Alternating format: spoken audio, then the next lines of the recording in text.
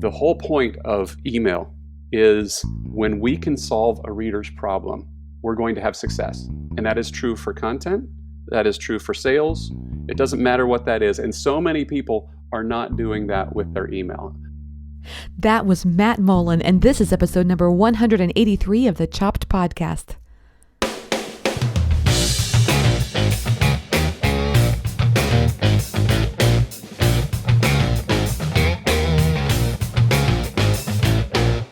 Hey there, I'm Marley of the blog Namely Marley. I am your host of this here Chopped Podcast, where we are talking about all things food blogging. So if you're someone who loves food and you also happen to love blogging, you've come to the right place. Hey, I have some personal news I want to share with you today. As you know, I'm a tennis fan, but not only am I a tennis fan watcher, I'm also a tennis fan player.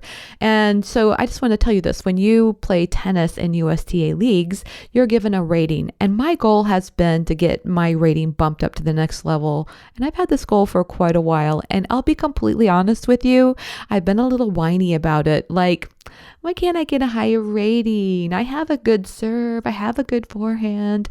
So blah, blah, blah. Why isn't my rating going up? And, I'll be completely honest. I don't think that whiny attitude has been very helpful for me. But sometime around August, I don't know, something happened and I really started focusing on my mindset. And as I've said before, when I was watching Bianca Andreescu, who was a 19-year-old who won the US Open, which is a really, really big deal. And she talked about how she not only trained her body for the skills she needed to play tennis, but also her mind so that she could have the confidence she needed to win matches. That had a big impact on me.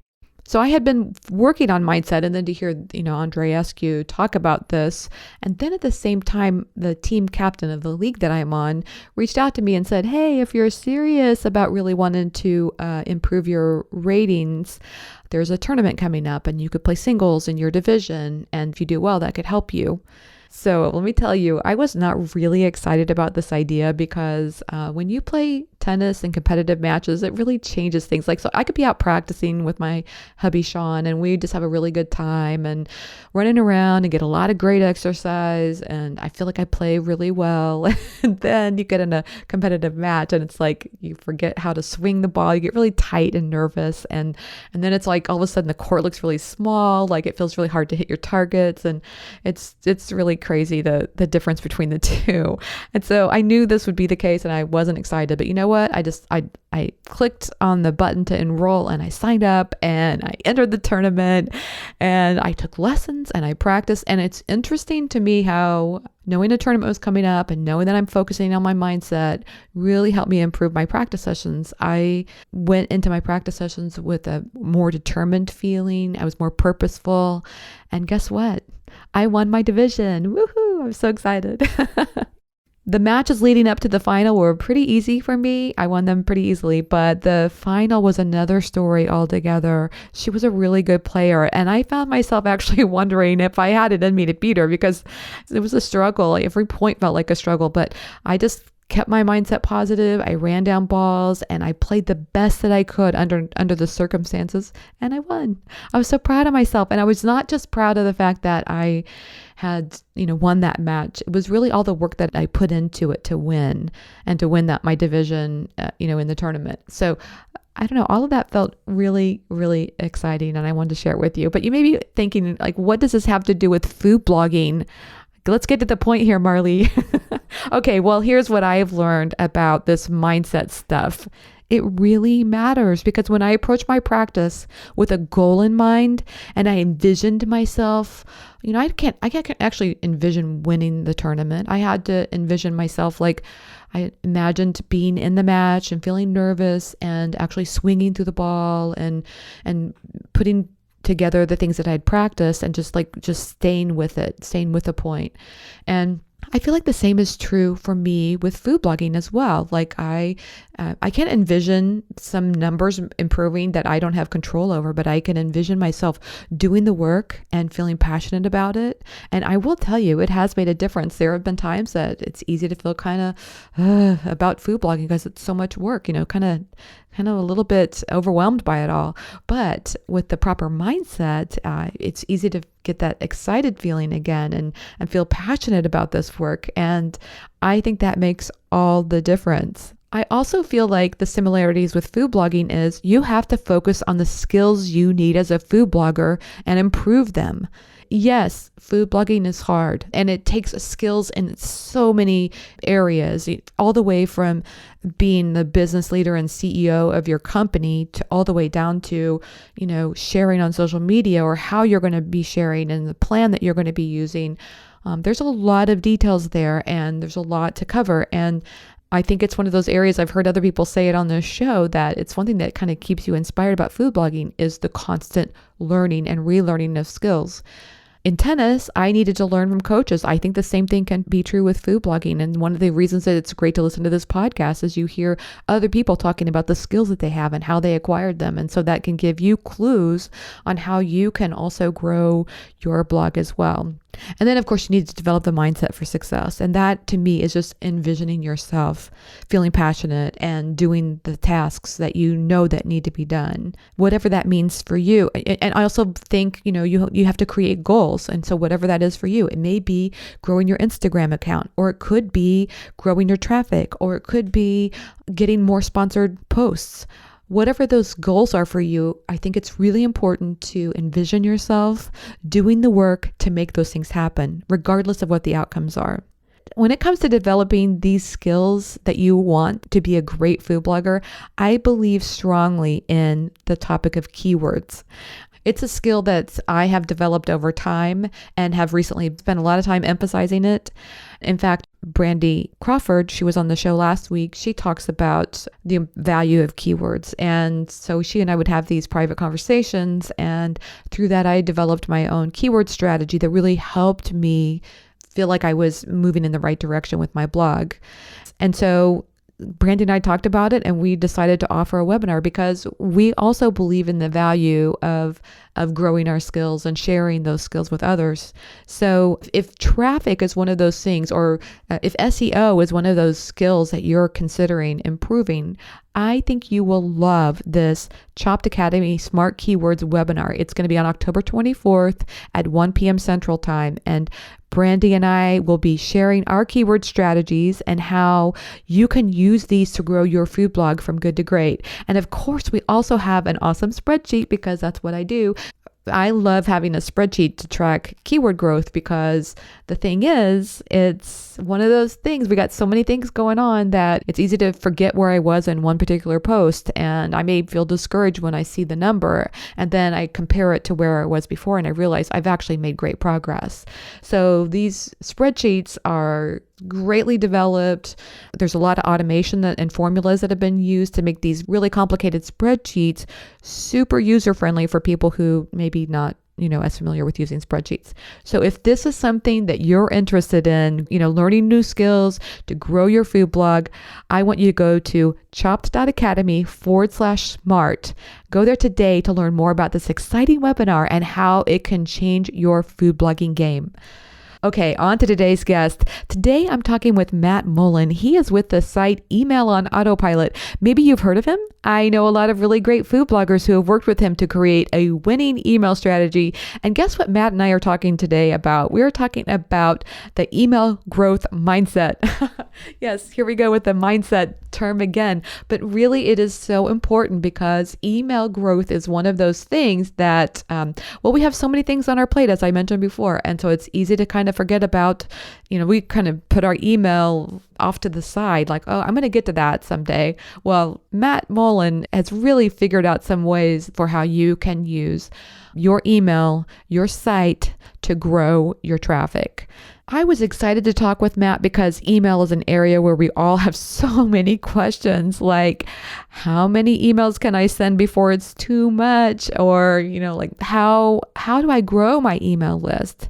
Or how can I truly engage with my audience via email? Or what about this one? How do I improve my open rate? Because that's a very important question. And Matt goes into all these questions and gives such great information. And here's the thing that I really love. This is a term that that is borrowed from business. As you know, I have an MBA, so I've studied business a lot.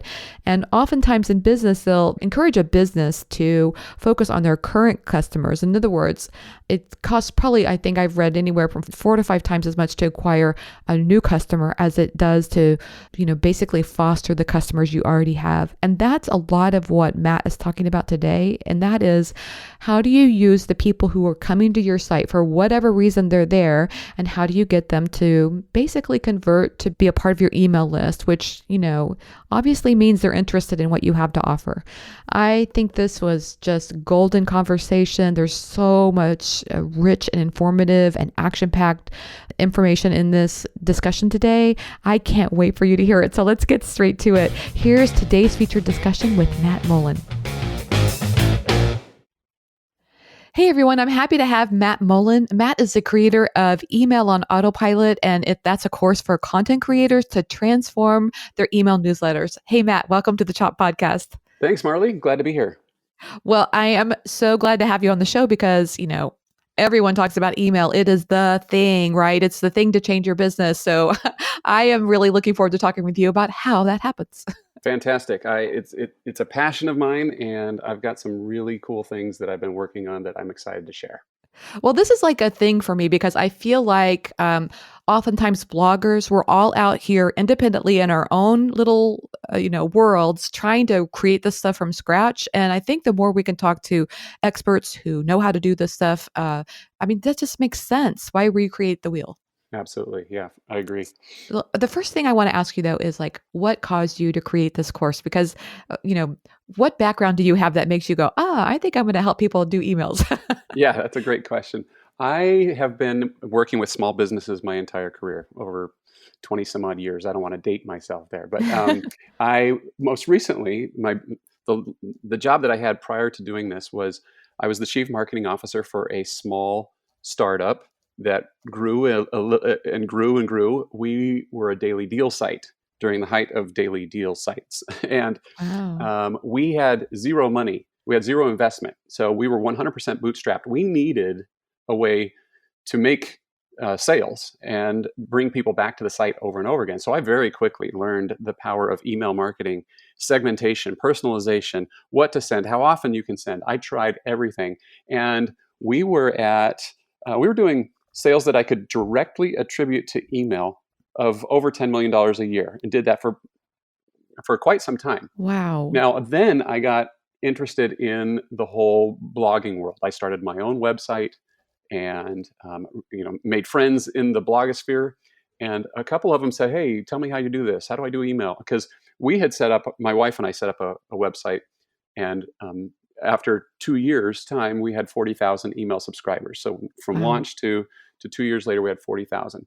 And so it was those techniques. I started working with some other bloggers, and specifically a lot of food bloggers, to help them transform their email lists and their email newsletter and what they sent using these exact same techniques that I had used at the previous job and in my own blog. And so I was like, well, there's something here. This technique, these ideas seem to be useful. And so as I've done consulting, it just made perfect sense for me to create a course to teach people how to do it on their own. And so that's what Email on Autopilot is all about. I love that. And I'm so glad that you mentioned that you work with a lot of food bloggers because, first of all, I have heard great recommendations amongst some pretty popular food bloggers about working with you. And then second, I do think food blogs are slightly different. So if somebody has a book they're trying to sell, that's kind of different than trying to get people to your site for recipes. Oh, yeah. Absolutely. There's definitely a difference. But the whole point of email is when we can solve a reader's problem, we're going to have success. And that is true for content. That is true for sales. It doesn't matter what that is. And so many people are not doing that with their email. And so many people have done a set it and forget it. Let's use an RSS feed, especially in the food blogging space. Let's use an RSS feed, and that's all I'm going to do, and blast out my emails to my subscribers. But here's the problem with that. So just imagine that your latest post was about pineapple coleslaw.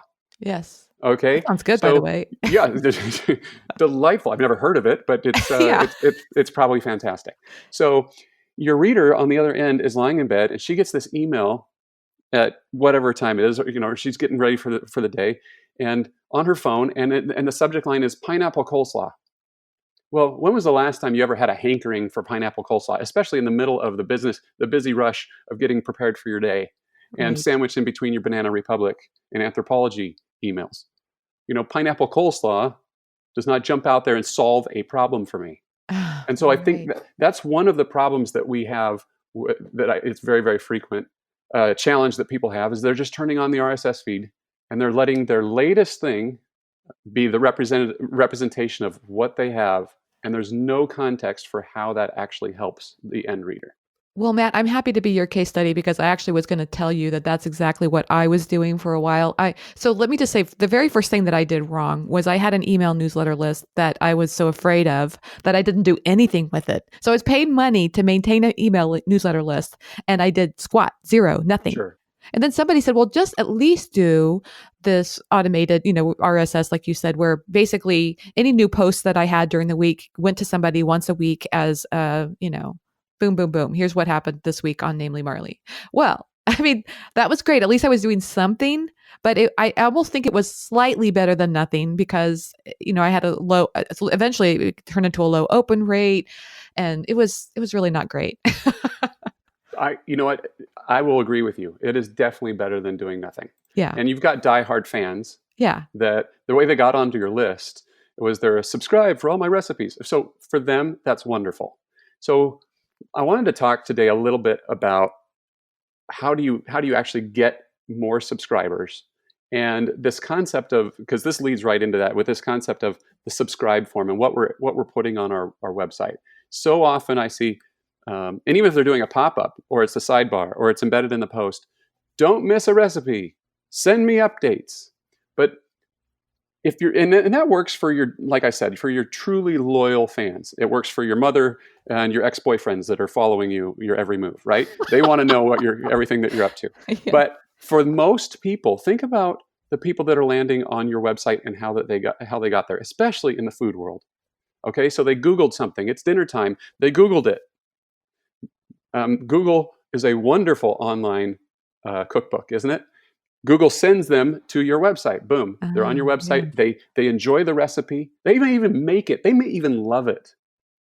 But then what happens? Do they tell their friends? No. Do they go surf all your other recipes? No. Your statistics will show you that 80 to 90% of them bounce. They don't need to remember you. They don't care about you. The recipe was a transaction. They got the recipe, they went and made it, they ate it, and they're gone. So that is a very common experience. And what we can do is we need to get those people that are in transaction mode to stop in their tracks and say, guys, look, I know that you're looking for XYZ recipe, but I've got 5 secrets to make your life better in this way. Or I've got the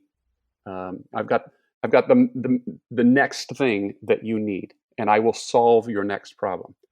There's lots of ways to do that. Now, you've heard of the concept of email magnets Yes. or lead magnets or email hooks or whatever you want to call them. I did not invent that concept, and they work pretty well because what you're doing is you're exchanging something of value for free for their email address. So that's the deal. Now, there's a problem with many of those. There's printables, there's checklists, there's downloadables, there's courses, there's ebooks. There's usually one of 2 problems or both with those types of opt-ins. Number one, they take time or money or skill to create. Or number 2, they don't actually attract the right target reader. So imagine a giveaway for a $50 gift card on your site. You can get a lot of email addresses for that, but you may not be getting, or a printable. People grab those printables and go. That's wonderful. I'm not against those. I still do all those tactics. But what I've been doing in the food world specifically, and with my other content creators, is I have a concept called a quick start guide. So a quick start guide is 3 to 5 emails that employs your very best content. So you're taking, if your site is about veganism, just throwing something out there, Yeah. hypothetically speaking, somebody's landing on one of your recipes from Pinterest. You might share with them a quick start guide or beginner's guide to eating vegan, Mm. or five vegan trends for 2020. Now, this could be content and should be the content that you've already got on your website. Hmm. So once I sign up for that, I'm going to get from you 3 to 5 emails in a row, separated by a day, each one per day, that has a different lesson related to eating vegan. Okay, you might have 50 fast vegan lunch ideas. Maybe that's a roundup post that you have on your website. Hmm. Maybe you've got a post that has vegan superfoods. Whatever that is, you probably already have that content. You just need to creatively come up with 3 to 5 short emails that lump that content together in a theme, and each email links them back to someplace on your website. Does that make sense? Yeah, absolutely. And I've experimented with it, and I've actually gone onto something like, let's say, MailChimp or MailerLite or whatever. And it's very easy to set up those kinds of, what do you call those emails where they go out several days in a row? Yeah, it's a sequence or an Sequence. automation or a Yes. series, depending on your email provider. They call it different things. My question for you then is, what happens to that group? So I guess what I'm hearing you say is that you could probably have even like 20 different lead magnets then that way, right? Oh, if you're good at email marketing, you have a lot of email magnets. Oh, So really? what I work with my clients on, and I hope, and honestly, when I'm working with clients, my intention is not to be an agency. What I want them to do is I want them to adopt the email growth mindset, and that mindset comes from the understanding that your traffic is your number one list building tool. So let's go back to that example. Somebody Googles you now. Or they Google it, and they don't Google you. They Google a search term. They're looking for something specific. The more closely related to that thing that they're searching for, that they land on, the more closely related your email hook is for them, the better your conversion rate. So I'll give you an Interesting. example. My wife's site is called picturethemagic.com. It is a Disney vacation website, and on there we specialize in Disney cruise information, which, of course, somebody who's going on a Disney cruise for the first time is a little overwhelmed. They don't know what to expect. It's an expensive trip. They want it to be magical. So our quick start guide on those pages is called What to Expect on Your First Disney Cruise. Now, it makes sense for those readers, but there's other Disney-related content where it would not make any sense for us to show that on how to get Disneyland tickets for less or something, right? So on that page, could I create an opt-in, a lead magnet that is related to Disneyland somehow? And by so doing, I capture them, I bring them onto my list, and I segment. Now, I start with a quick start guide. I don't want to overwhelm people here because that's where we go eventually. But just getting started, if we're moving from RSS to want to do something better, then start general. Cast a broad net. And literally, so when my clients, a lot of times they'll really overthink this concept of this quick start guide. And I'm like, dude, just come up with 5 things, lump them together, and put it out there. It's going to be better than what you're doing, for one. Number 2, you can iterate and change. And number 3, you're learning how to do this.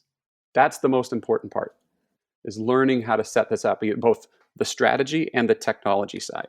So yeah, you definitely, to answer your question, where you're going is the right thing to do. The more targeted, if you've got a super popular, like let's say that you've got a page that or a recipe that just went viral.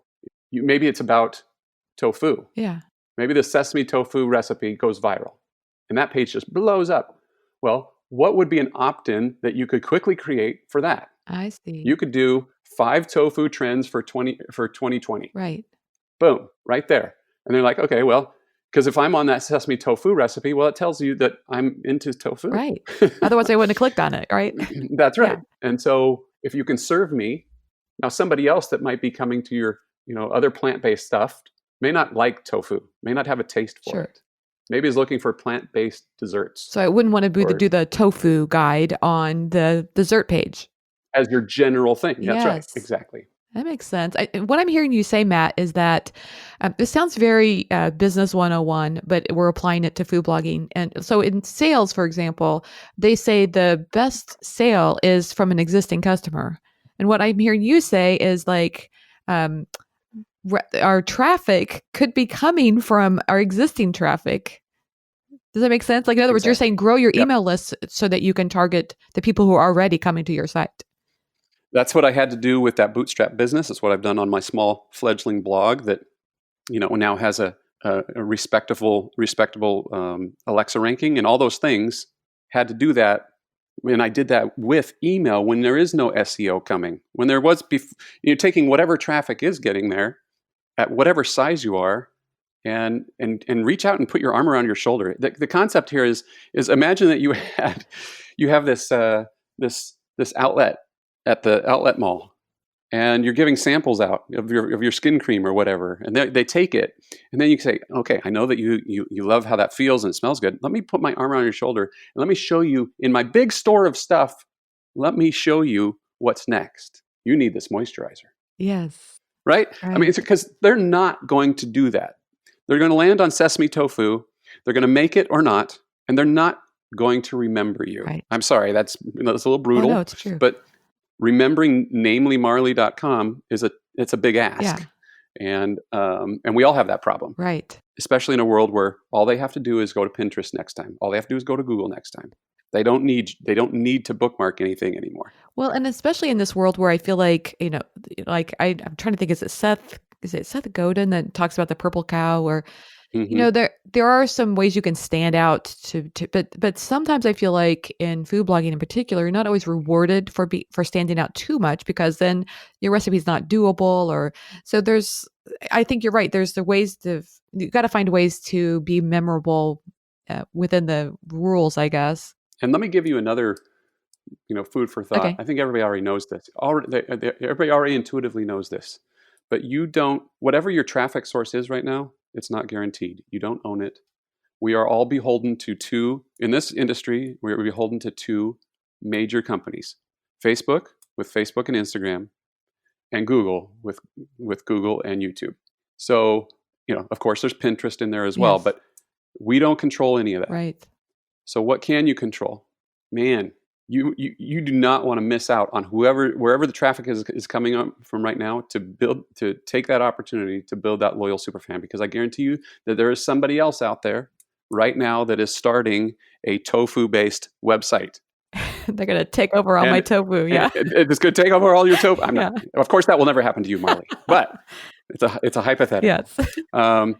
So anyway, that's why we need to own, or just one of many reasons that we need to own our list. The other reason that I love email so much, and I just kind of went on a rant Go here, for it. but the reason I love email so much is that, remember we were talking about how do you stand out in this world? Well, if you do a quick start guide, so go with me on this. Okay. They went from Google to Sesame Tofu. Now they're in the quick start guide. You solve their problems.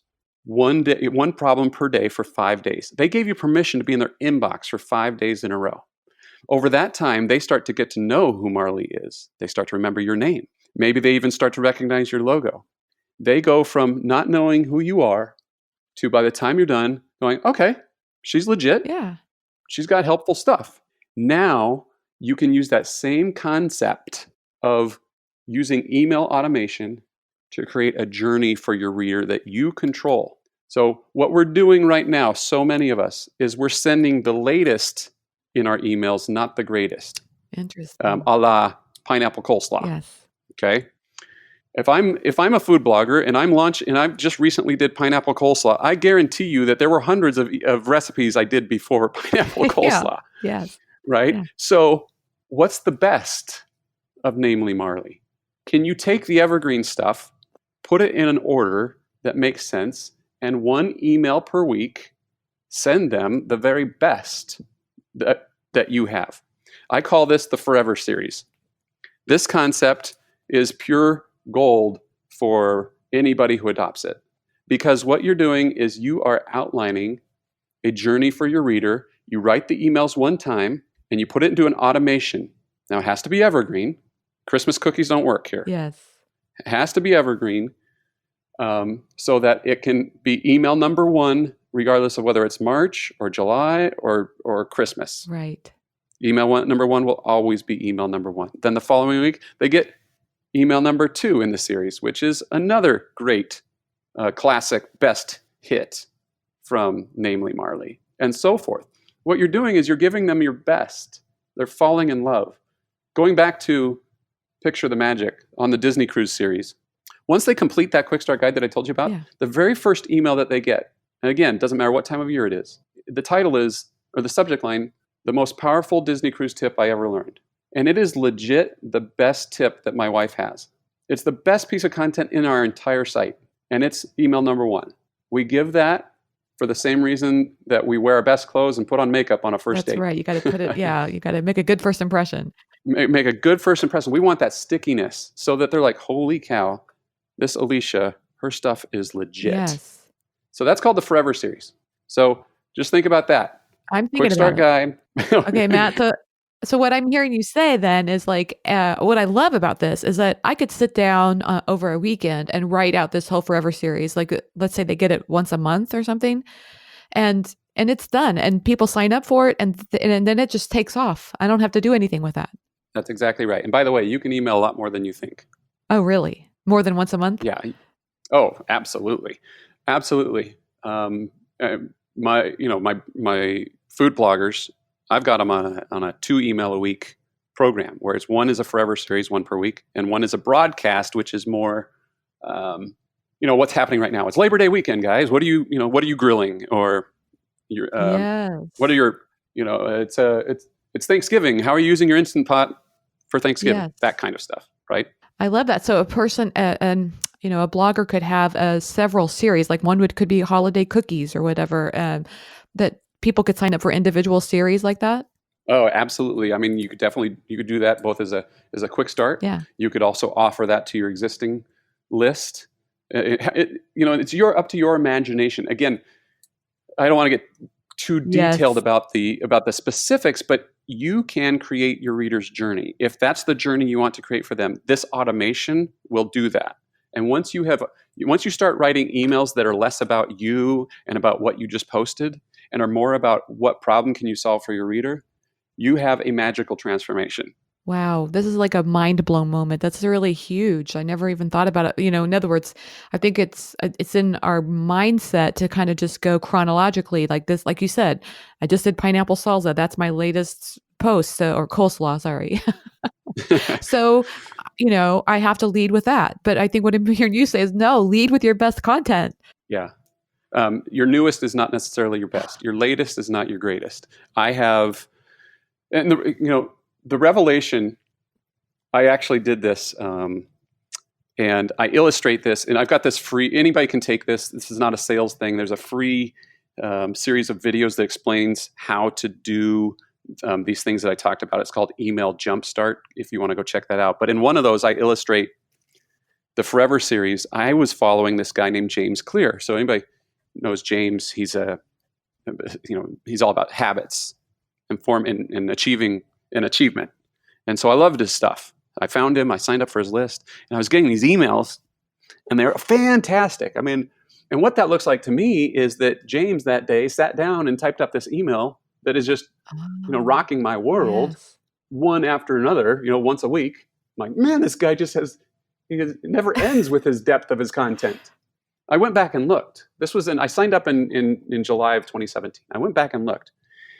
His first 10 emails, only one of them had even been written in 2017.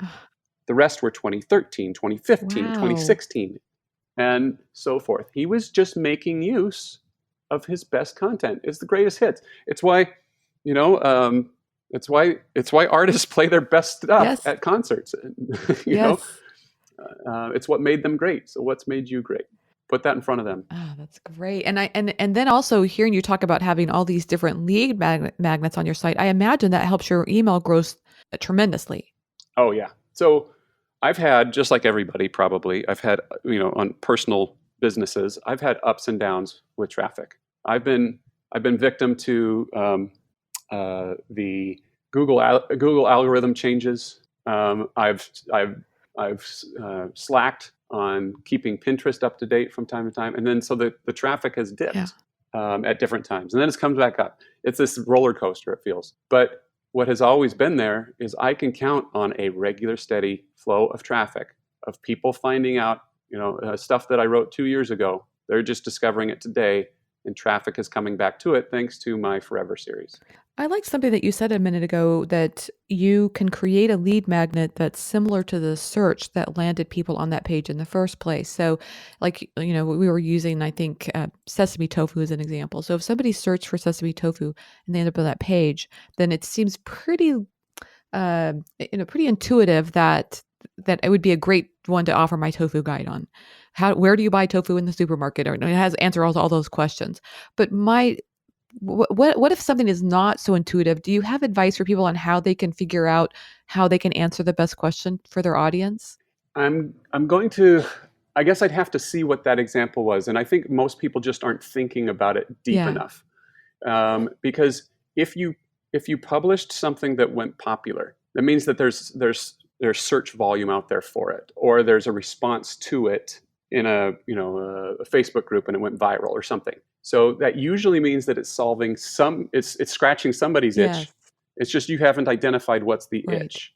So sometimes the itch is entertainment, like this post is hilarious and what this kid does here is just ridiculous. Sometimes it's inspirational. Oh, she's wearing that today. Okay, great. Well, so what does that have to do? I need to give a fall fashion guide here? And so usually there's something there. You just have to identify what problem does that post solve. And this is a muscle that requires flexing in order for it to grow. And I have I go over this a lot. This has less to do about email strategy and just marketing in general and copywriting. Is if you can figure out what problem you're solving for your reader, you're going to be better at literally everything that you're doing. People don't read, they skim. Mm. So you have to get to the point. In order to get to the point, you have to hone in on why who cares? You always have to ask yourself, who cares? If you're writing an email about, okay, this week I went to the farmer's market and here's 3 pictures of my cats. I mean, nobody cares. Unless you're Taylor Swift, in which case they care about your Yes. cats. But most people, nobody would care about my cats. So I get that. So basically, you got to try to answer the reader's question, but do it in a way that is, like you say, easily scannable. Yeah, yeah. So that's another point that I often make with email is that um, less is more when it comes to email. People don't want to read content in email usually. Mm. The point of the email is to get them back to your site or wherever they need to go. So it's a little bit of like this transit Yeah. vehicle. So yeah, get to the point. Use short sentences, bullet points, mix up your formatting. All those things that make something super readable. Pictures. Everybody asks me about images. Should you have Yeah. images in there? Uh, if I knew the answer exactly how Gmail's algorithm decided what goes into the promo tab or the inbox, I would be selling that instead because that would make me a lot more money. But I can tell you that the general rule of thumb is that if Google, what they want to do, or any of them, Yahoo, Microsoft, they want to be able to get something that's coming from a business into one place and something that comes from your mom into the other place. So if you can make your email look as much as like something that your mom would send, you're probably closer Oh. to inbox deliverability more regularly. Images for food bloggers are really important because we eat with our eyes before Yeah. anything else. So if you're going to add images, and I do with my clients, just make them smaller. Don't make both file size and actual viewable size. Horizontal is better than vertical. It takes up less screen Yes. space.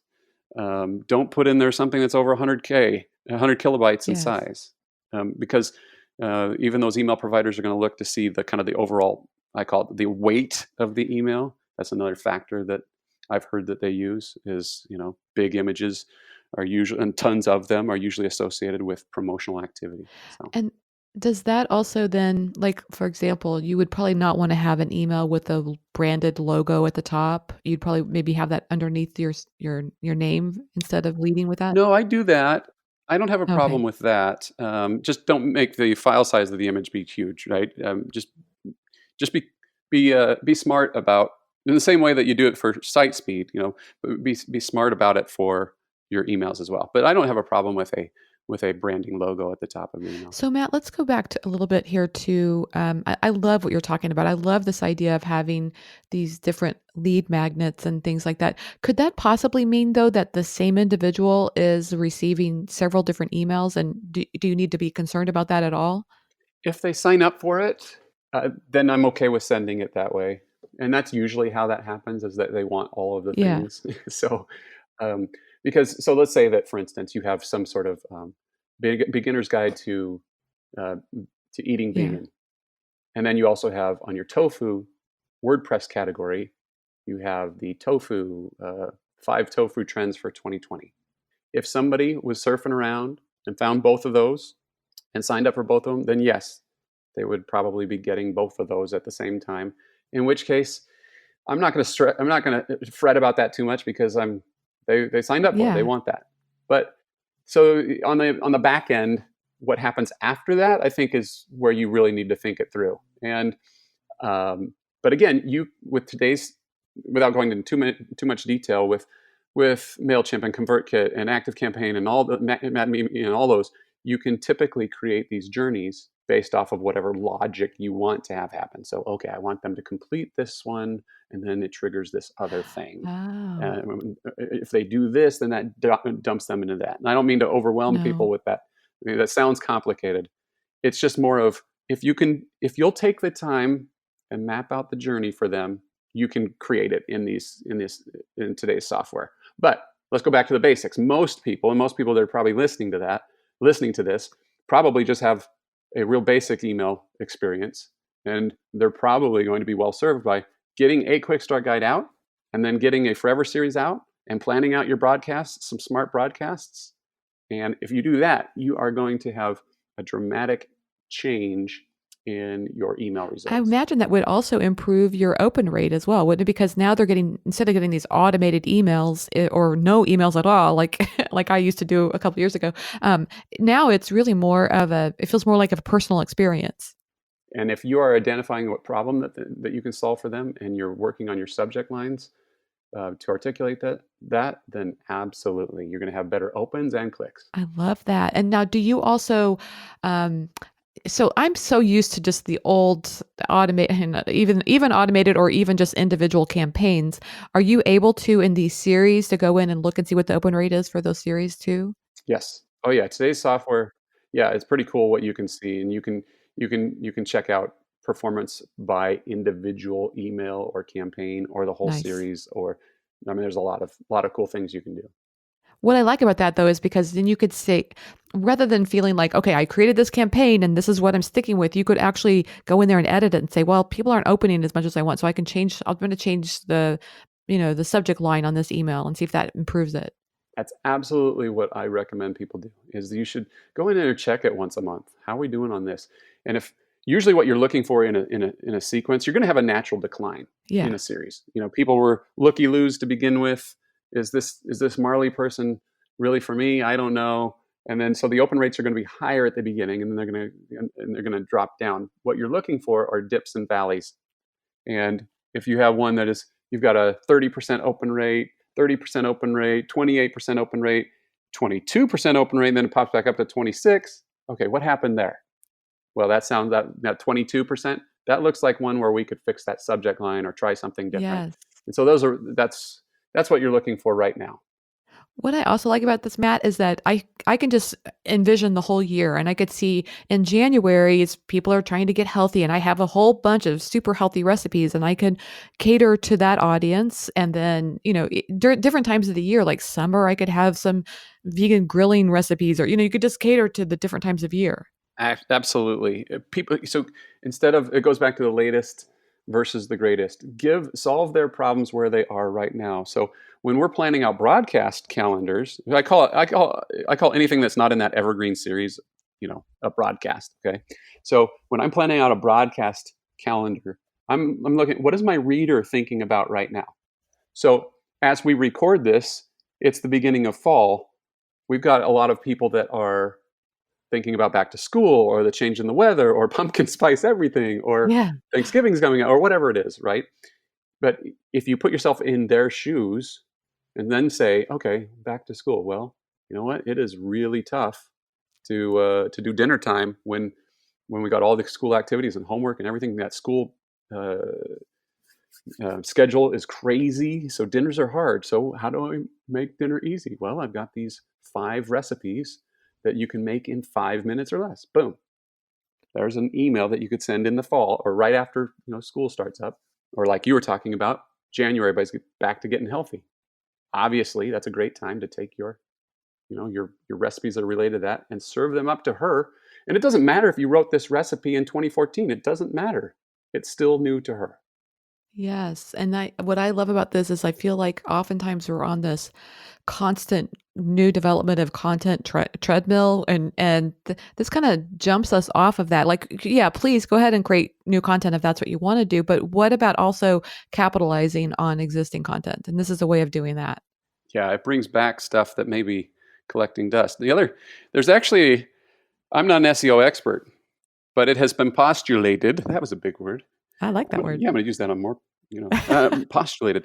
It's been theorized that this Forever Series concept can actually help your SEO as well, because you're basically every week you're funneling a new set of people through a recipe, Right. which is telling Google, okay, this is still relevant. Yes. People are still visiting this page. It's not going dormant. So Right. which can help keep that recipe, higher up in the search engine results. Yes, totally. I'm a big believer in that. I think Google looks at that, if the traffic's coming from Pinterest or your email or whatever, I think that's great to keep traffic going on that page it's really important. Yeah. Yeah. I love this. So we've talked about creating multiple lead magnets. We've also talked about, ways to increase your open rates and things like that. I feel like this is a lot of good content for people to, really engage with their readers. Do you also recommend, like I used to subscribe to Tim Ferriss, and he did this every Thursday. He would send out these 5 things, and it was just this individually written. Do you recommend anything like that outside of the automated? Yeah, that's what I refer to as the broadcast. So if it's Oh, not okay. automated, then you're I you're see. identifying, like in January, for instance, January January 1st is going to come around. In your case, I could see, a lot of people that have made a resolution to go plant-based. And Yes. so helping them at that time with content that, the subject line could be something like how to keep your plant-based resolution. And then you have 5 Yes. recipes that are, just spot on for that. So yeah, Right. absolutely. So and there's definitely a place for thinking through. Again, think through, what is your reader thinking about right now? What's on her mind? It's hard to automate Christmas cookies. We can't Right. really do that except for a few weeks in December. So Yes. if that's on her mind and you have Christmas cookies, boom, throw that out there instead of. So, for instance, sometimes we are creating posts. This is another good example. Sometimes we're creating recipes and posts that are intended for a couple months from now, because we're hoping to get it out there. Hopefully Google and Pinterest discover it in time so that when people are truly searching for it, starts to get a lot of traffic. Again, an RSS email sending out pumpkin spice recipes in July is not awesome No. for the reader. But by the time October rolls around, it's a great time to send out, your favorite pumpkin spiced recipes. So how would you recommend somebody, well, 2 questions actually. How would you recommend somebody stay organized about how to get out that broadcast content? In other words, I could see in January kind of planning out the year of what you might be emailing people, and, each month might be a little different topic. And then my second question related to that is, do you think that people stay on email lists for years, and that, in other words, could you just repeat that from 2019 to 2020, or is that, too duplicative? Speaking of big No, words. that's an awesome question. I love that one. Okay, first of all, this is what I do, and I make it available in my course, and certainly you could get it in there, or you could just replicate this on your own, I have a spreadsheet I love that basically says, all right, I'm going to send my broadcast every Saturday morning, or whatever. And then what is my reader thinking about at that time? And so I fill that out. Then another column is what do I have to offer? What do I want to include in the email that solves that problem? And then I put that. And then I even list the subject line so that I can do exactly what you just described. I can go back to it and go, oh, last Christmas, my subject line for my Christmas cookies was this. And by the way, it stunk. So I'm going to do something different. Or by the way, it was awesome. And so I'm going to do it again. There's also this concept of, as far as repeating content in email, I call it email math. So great open rates are anywhere between 20 and 40% on email, which means that, 60 to 80% never saw the content to begin with. So can you send it again later? Sure, you can do that. You've got, plus, it's they don't know you. You're not their number one priority. If you happen to send along, 5 tofu recipes that are amazing, are they going to remember every single recipe in those 5? Not No. likely. Even if you sent a follow-up with one of those recipes in there from the 5, 3 weeks later, there's a very low probability that they remember it. And if they do, that means that they probably were interested in it in the first place, or Right. it disgusted them thoroughly, maybe, or they tried it and they loved it. This could be a good reminder that they like it. An example I use is and I'm sorry, Marley, this will make you cringe, but I've had my fair share of Big Macs over the years. Okay. Now, I've had some too in the past. McDonald's, they probably assume that I know what Big Macs are, but yet they continue to advertise about Big Macs. 2 all-beef right? patties, special sauce. Right, exactly. They want me back to have another Big Mac. Yes, Okay, I got you. So your best stuff, there's no harm in reminding people of your best stuff. Obviously, there's a tipping point where it's just obnoxious, but right. But that's email math. I love that. That's so good. It's such a great reminder to hear, not to be worried about being too repetitive. And I guess you'll know if you get too repetitive, but it's okay. Yeah, most people will go way the other direction because it just feels like, hey, I've been talking about this. I talk about this all the time. I'm so sick of it. Well, your email subscriber doesn't live in your world. Yes. You have to take a reader-centric view. Exactly. They may have heard you talk about it twice over the course of a year. So one more, yeah, I got you. That makes sense. Yeah. Very good. Okay. So one more question. With social media, I think we feel like, we're seeing the algorithms change just constantly. It's really hard to keep up at times. Do you see anything like that happening with emails? Is there an algorithm we need to be aware of? Well, it's the inbox that is controlled by Google and Yahoo and the other email providers, right? Yes. That certainly has been something that has changed over the years, the deliverability there. So we sometimes have to adapt for that. And I foresee that will probably continue to change because that's one of the values that they bring. They can make a lot more money off of advertising as long as you keep engaging with their emails, and you'll engage more with your emails as it is relevant to you. So that filtering process of promo versus spam versus inbox will continue to be harder and harder to overcome. However, email is not going away. I don't see this means of communication going away anytime soon. It is one of the very few ways. I'm not even sure there is another way where I can, with pretty good certainty, get a message that I have in a place that you are likely to see it, which is your inbox. I can't do that on social. Right. I can't even do that with push notifications. I mean, push notifications are better, but email is more intimate. Right. And so, I don't see it going away. It will change for sure. But these basic concepts, as we adapt and keep the reader in mind, I think we're going to be okay. I love it. Okay, so Matt, tell me what people can expect from your course when they sign up for it. Oh, sure. So the intention of the course is for people that are wanting to transform what they're doing. They know what they're doing could be better. And they want to know how to do it, what the strategy is, and then technically, the technical side. So the course is half strategy and half technical. So I will teach you how to grow your email list using the Quick Start Guide. I'll teach you how to set up a Forever series, and a broadcast calendar.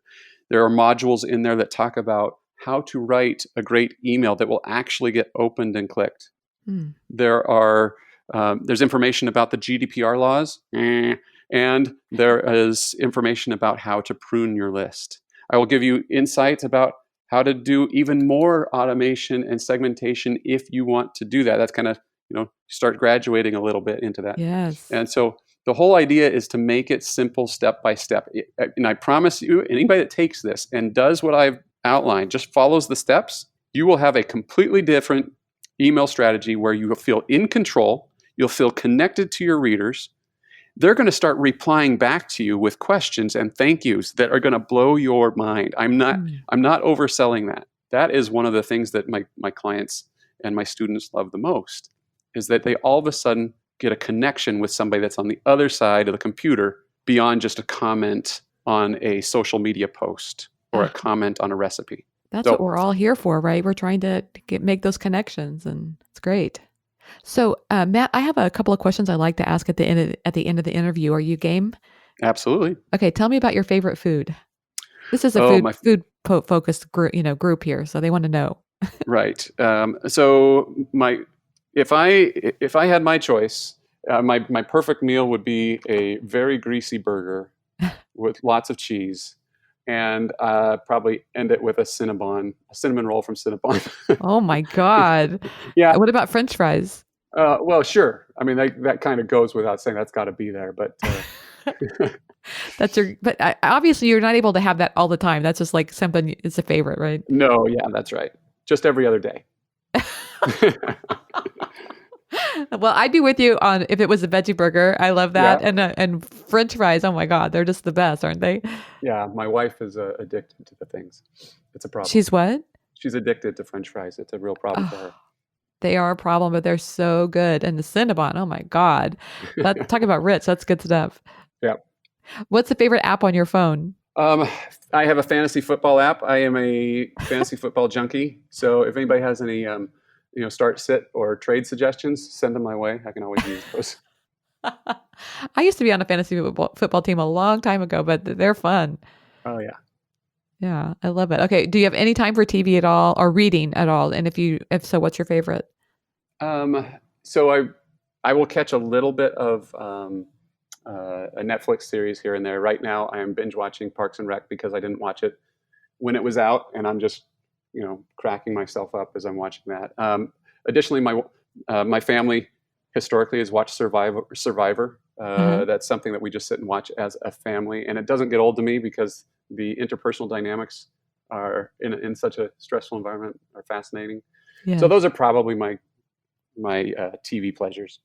I had such a hard time getting into Parks and Rec because I am on the Parks board for my local community. And it's like, I know how hard they work and I could not get outside of my head on that one. Yeah. But it is a great show. Sure, for sure. Yeah. Matt, how can people find you online? Yeah. So I have two things. Number one, if you already know that you're interested in the course, just go check out emailOnAutopilot.com. If you think that these concepts and strategies were interesting, then go watch those free videos that I mentioned. It's just 3 short free videos. Each one is like 8 minutes long. It's called emailjumpstart.com. So you can find me on both of those places. I love it. Matt, I have had a really good time talking with you today and a lot of great information. So thanks for joining me. Thank you for having me, Marley. It's been awesome. Thanks to Matt Molen for being my guest on today's episode of the Chopped Podcast. Are you looking to improve your food blogging game? Make sure to reserve your seat today for the Chopped Smart Keywords for Food Bloggers webinar. It's hosted by me and Brandy Crawford. So go to chopped.academy/smart to reserve your spot in this webinar today. Thanks so much for your support of the Chopped Podcast. I love hearing from you that this show has made a difference for your food blogging career. If this is the case for you, then head over to iTunes and leave a review. Those reviews really make a big difference for this show and helps it so much. Also, if you're listening to today's show and loving it, take a screenshot and share it with me on Instagram using #ChoppedAcademy or #NamelyMarley. You inspire me, and I hope today's show was helpful and inspirational to you as well. Thanks for listening, and have a great week.